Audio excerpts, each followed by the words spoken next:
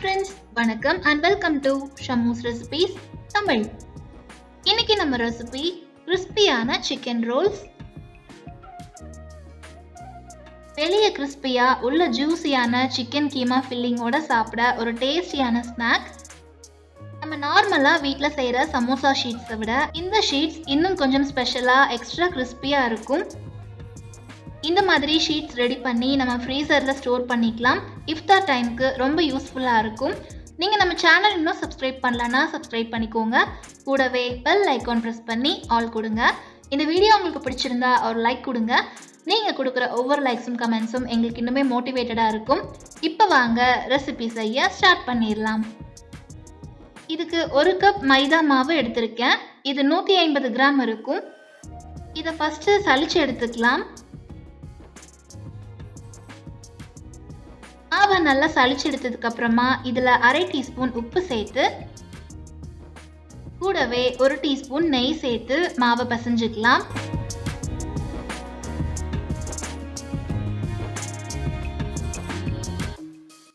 எல்லா இடத்துலையும் நெய் படுற மாதிரி மிக்ஸ் பண்ணிக்கோங்க.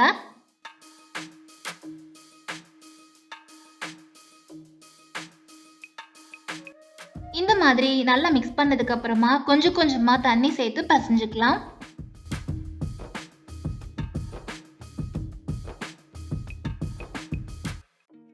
டோ நல்லா சாஃப்டா வர்ற மாதிரி பிசைஞ்சுக்கோங்க. இந்த மாதிரி பிசைஞ்சிட்டு இதை கவர் பண்ணி 15 நிமிஷத்துக்கு ரெஸ்ட்ல விட்டுடலாம். ஷீட்ஸ் ரெடி பண்ணும்போது அந்த சீக்ரெட் இன்கிரீடியன்ஸை சொல்றேன்.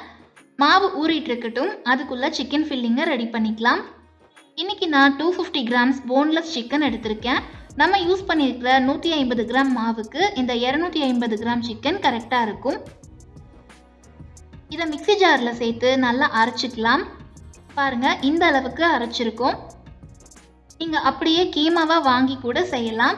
இப்போ ஸ்டவ்வில் ஒரு கடாய் வச்சு 2 டேபிள் ஸ்பூன் ஆயில் சேர்த்துக்கலாம். ஆயில் சூடானதும் 2 மீடியம் சைஸ் பெரிய வெங்காயத்தை நீளமாக கட் பண்ணி சேர்த்துருக்கேன்.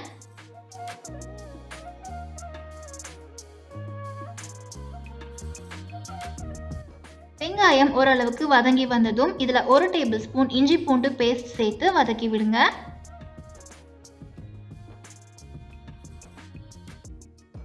கூடவே ஒரு பச்சை மிளகாயை கட் பண்ணிட்டு சேர்த்துக்கலாம்.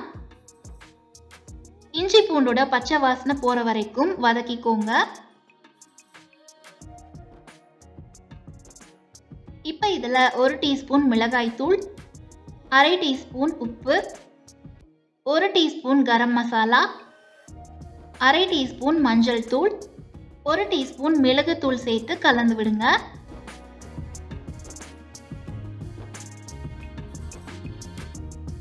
மசாலாவோட பச்சை வாசனை போய் நல்லா வதங்கி வந்ததும் அரைச்சு வச்ச சிக்கனை சேர்த்து குக் பண்ணிக்கலாம்.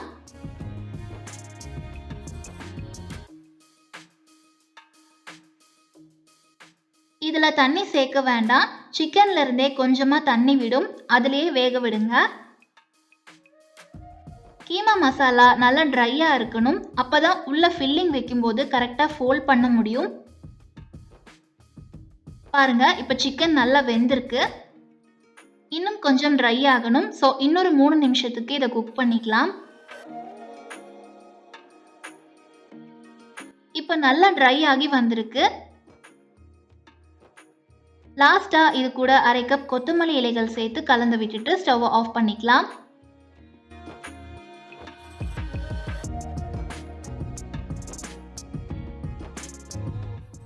இப்ப மாவும் நல்லா ஊறி இருக்கு. இதை 8 பார்ட்டா பிரிச்சு சின்ன சின்ன பீசஸா உருட்டிக்கலாம்.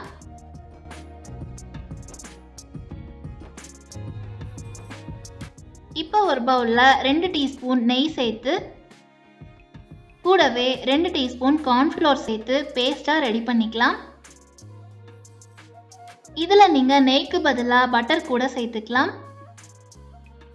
இந்த பேஸ்ட் அப்ளை பண்ணி ஷீட்ஸ் செஞ்சோம்னா இன்னும் எக்ஸ்ட்ரா கிறிஸ்பினஸ் கொடுக்கும். இந்த பேஸ்ட் இல்லாமையும் நார்மலாக டோ ரெடி பண்ணி ஷீட்ஸ் எப்படி ரெடி பண்ணுறதுன்னு வெஜ் பாக்கெட்ஸ் ரெசிபி வீடியோவில் செஞ்சு காட்டியிருக்கேன். அந்த வீடியோவோட லிங்க்கும் டெஸ்கிரிப்ஷன் பாக்ஸில் இருக்குது, செக் பண்ணி பாருங்கள். இப்போ கொஞ்சமாக மைதா டஸ்ட் பண்ணிவிட்டு ஒவ்வொரு பீசஸாக திரட்டிக்கலாம்.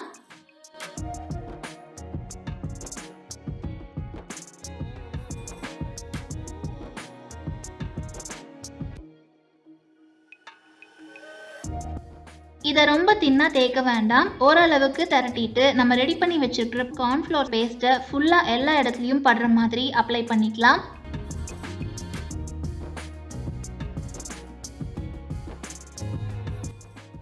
இதே மாதிரி எல்லா பீசஸையும் திரட்டிட்டு பேஸ்ட் அப்ளை பண்ணி இந்த மாதிரி ஒன்று மேலே ஒன்றா வச்சிருங்க.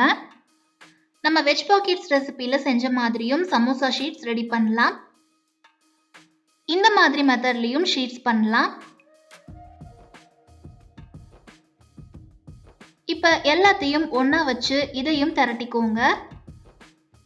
இப்ப முடிஞ்ச அளவுக்கு தின்னா திரட்டிக்கலாம்.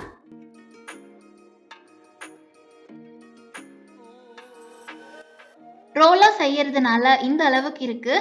இதுவே நீங்க சமோசா ஷீட் செய்யறீங்கன்னா பீசஸ் கொஞ்சம் பெருசா எடுத்து திரட்டிக்கோங்க. அப்ப இன்னும் லென்த்தியா கிடைக்கும். இப்போ ஒரு தவாவை சூடு பண்ணிக்கலாம். மீடியம் ஃப்ளேம்ல வச்சு ஷீட்ஸை லைட்டா சூடு பண்ணி எடுத்துக்கலாம்.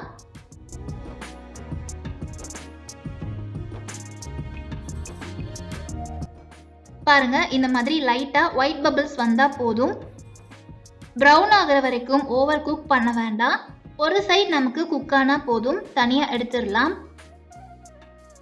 இதே மாதிரி ஒவ்வொரு ஷீட்ஸையும் 15 to 20 நிமிஷம் குக் பண்ணி தனியா எடுத்துடலாம். ரொம்ப நேரத்துக்கு குக் பண்ணோம்னா ஷீட்ஸ் ஹார்ட் ஆயிரும்.